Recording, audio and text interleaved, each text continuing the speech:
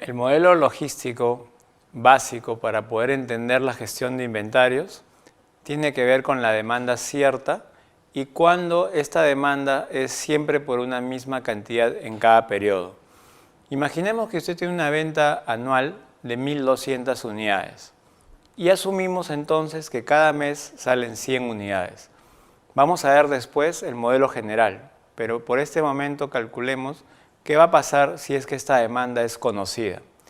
Lo primero que hay que hacer es calcular cuál será el tamaño del lote óptimo.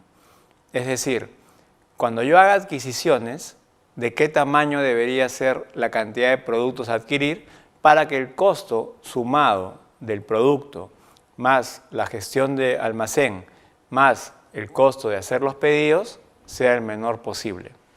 Entonces lo que hay que calcular es una variable que se conoce como EOQ, que viene del inglés Economic Order Quantity. Con este valor lo que vamos a tener es aquel número que me dice cuál es el tamaño de pedido adecuado para que el costo sea el menor. Esto se calcula como una raíz cuadrada de 2 veces la demanda anual multiplicado por el costo de ordenar dividido entre el costo de almacenar. La fórmula en sí es de aplicación sencilla. Lo importante es entender el concepto.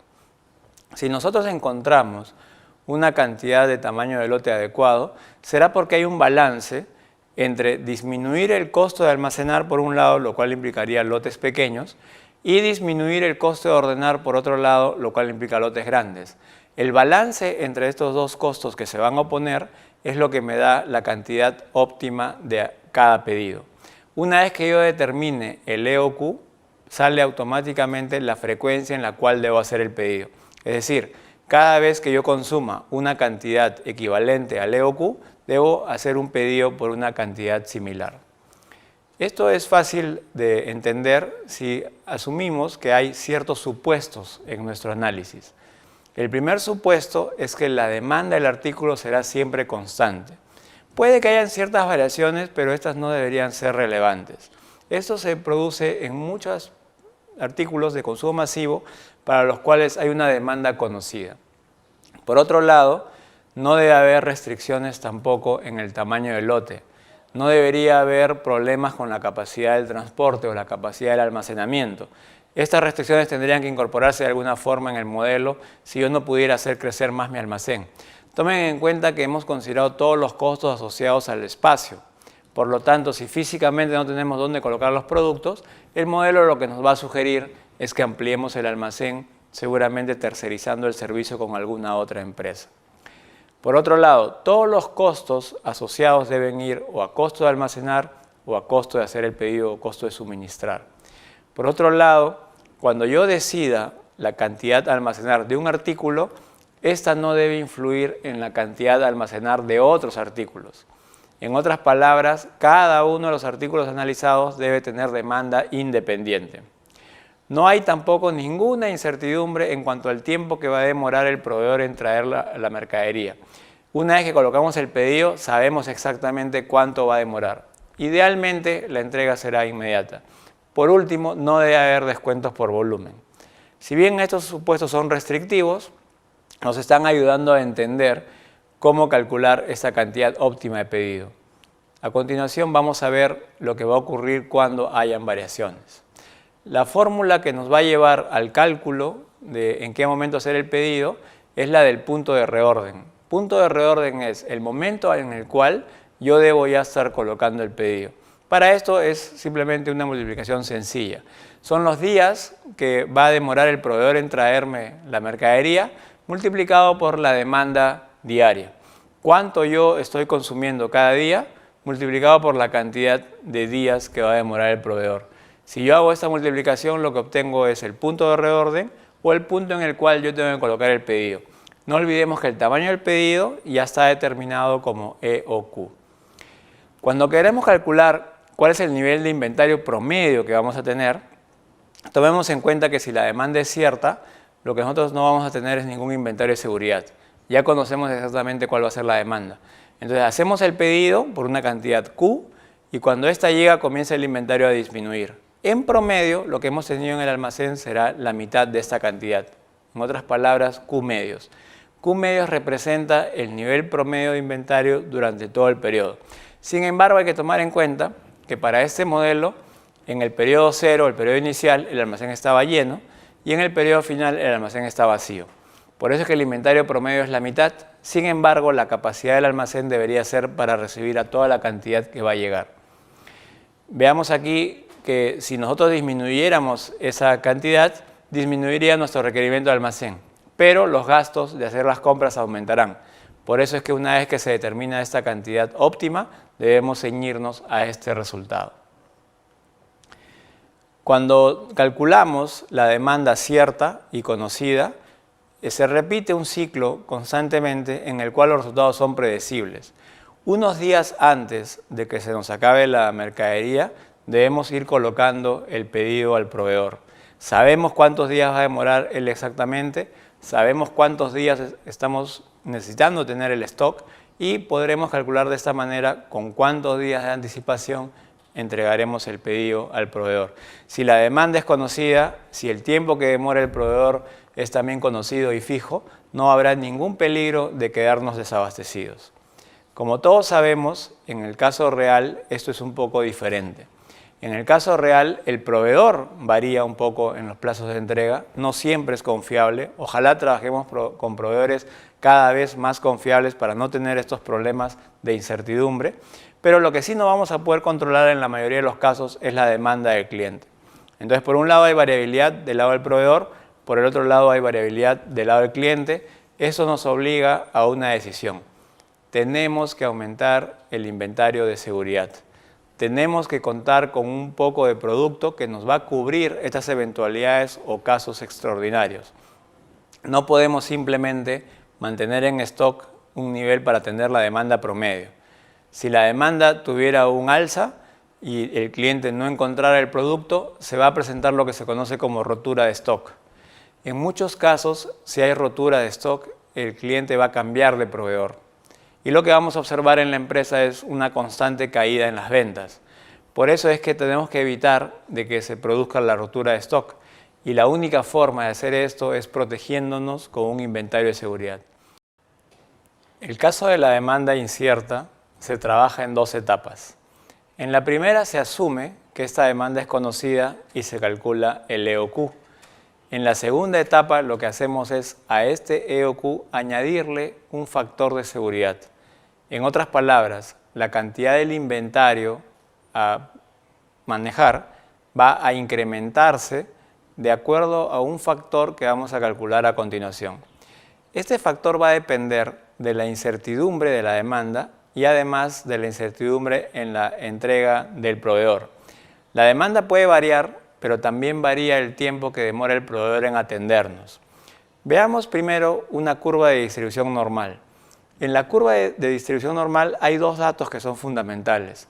El primero es el promedio, que nos indica cuál es el valor central de todos los resultados obtenidos.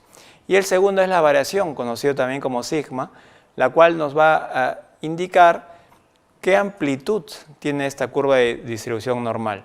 Si nosotros calculamos los valores comprendidos entre el promedio y más o menos un sigma, lo que tendremos es el 68% de los datos. Si calculamos el promedio más o menos 2 veces la desviación estándar o sigma, lo que tendremos es el 95% de los datos. Y si calculamos el promedio más o menos 3 veces la desviación estándar, tendremos prácticamente el 100% de los datos. Esto quiere decir que si nosotros trabajamos con un nivel 2 sigma, lo que haremos es dejar a los extremos un 5%.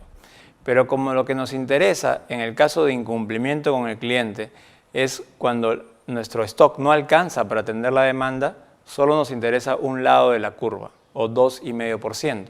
Quiere decir que si yo trabajo con un nivel de seguridad 2 sigma, lo que tengo es una falla en la entrega al cliente de 2,5% de las veces. A esto se le conoce como el nivel de servicio que vamos a ofrecer.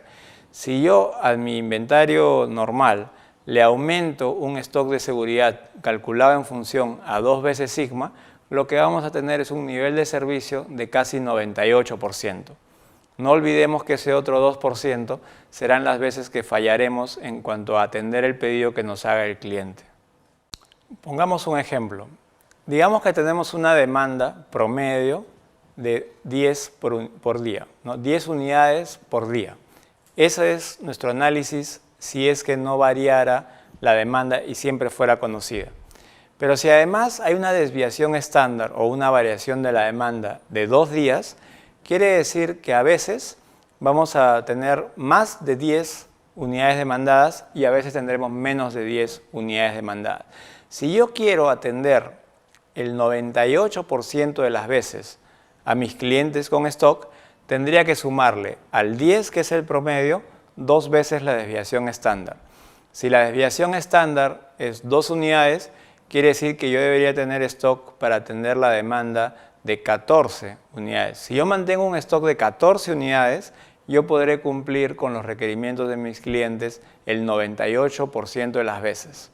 Como nos damos cuenta, aumentar el nivel de servicio para el cliente directamente incrementa los inventarios de la organización. ¿Quién va a pagar estos costos? Lo que la empresa tratará es de trasladar este costo adicional al cliente. Si el cliente está de acuerdo, firmará un contrato por el nivel de servicio y pagará el adicional. Pero ¿qué ocurre si esta empresa compite con otras en el mercado? Entonces los clientes probablemente ya no van a asumir este costo. Los clientes van a adquirir a la empresa que les ofrezca este nivel de servicio al menor costo posible. Esto en el fondo disminuirá la rentabilidad de la empresa que está ofreciendo este producto. Por eso es muy importante para las organizaciones tratar de diferenciar los productos que ofrecen, porque de lo contrario, estos servicios adicionales que van hacia el mercado favorecen al mercado y no a las empresas que los ofrecen. Se puede ser muy atractivo atendiendo al cliente, pero no ganando mucha rentabilidad al interior de la organización si hay muchas empresas que hacen exactamente lo mismo que nosotros hacemos. En el modelo general vamos a calcular también una desviación estándar, pero esta desviación estándar será producto de un cálculo entre la desviación de la demanda y la desviación del tiempo de entrega del proveedor. Como la demanda está calculada en unidades, en cantidad, y el tiempo en el cual demora el proveedor está calculado en días, lo que hay que hacer es una conversión. Al tiempo que demora el proveedor, vamos a multiplicarlo por la demanda diaria. Si la demanda que yo tengo por cada día la multiplico por la variación del tiempo que demora el proveedor en atenderme, habré convertido ese producto en cantidades. Si a la cantidad que está variando la atención del proveedor le sumo la cantidad que está variando la demanda, lo que voy a poder hacer es calcular una desviación estándar total. La fórmula es simplemente una raíz cuadrada. Como se va a calcular la raíz cuadrada, lo que hay que hacer es elevar la variación de la demanda al cuadrado, sumarla con la variación del proveedor al cuadrado y el resultado final será la desviación total. Al análisis que hemos hecho antes de calcular una demanda, le sumaremos cuántas veces el factor de seguridad que querramos usar. Podemos usar un sigma, con lo cual cumpliremos más o menos un 75% de las veces. Podremos calcular con 2 sigma, con lo cual cumpliremos un 98% de las veces. O podemos calcular con un 3 sigma, con el cual cumpliremos prácticamente el 100% de las veces. Como les dije hace un momento, lo que va a depender para calcular un sigma, 2 sigma o 3 sigma es el hecho del nivel de servicio que querramos ofrecer. Lo ideal sería que la empresa logre que el cliente asuma este costo adicional. De lo contrario, lo que tendrá que ocurrir es que la empresa disminuirá su margen con tal de mantener a sus clientes contentos y no perderlos. En conclusiones, es muy importante para toda organización calcular cuánto inventario desea tener. No es posible administrar una organización sin inventarios debido a que siempre hay problemas en la sincronización entre oferta y demanda. Además, la confiabilidad de los equipos y sistemas que utilizamos no es el 100% y los inventarios nos protegen para ello. Pero no por eso debemos tener más inventario. Como el inventario no genera valor, lo que se está produciendo al final es un costo adicional para la empresa. Disminuir los inventarios sin disminuir el nivel de servicios al cliente permitirá que la organización sea más rentable. Por otro lado, el inventario de seguridad tiene que ser calculado porque si aumentamos excesivamente ese nivel de inventario, perjudicaremos los costos de la empresa y si lo ponemos por debajo del nivel que debe ser, fallaremos al cliente con mayor frecuencia, con la probabilidad que éste cambie de proveedor. Es muy importante hacer un análisis estadístico, ya que como hemos visto a lo largo de este módulo, los cálculos se hacen producto de la experiencia previa. Si no se tiene registro de los tiempos que demora el proveedor, de la variación de la demanda, difícilmente podrá calcularse un buen inventario de seguridad. Muchas gracias.